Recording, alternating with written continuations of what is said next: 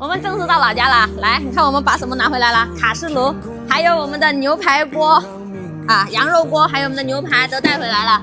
为什么带回来呢？因为我们不是在顺德把牛排锅、羊肉锅做的那么好，是不是？但是呢，我们家里面的老人、小孩不可能去到顺德那么远吃，所以像我们的牛排全部搞回来了。现在已经是晚上的凌晨3点多钟了哈。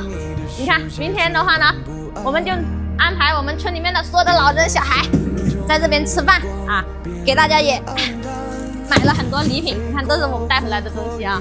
我们的团队啊，全部都回来了，明天让大家吃好喝好，让他感受我们的火爆全网的牛排。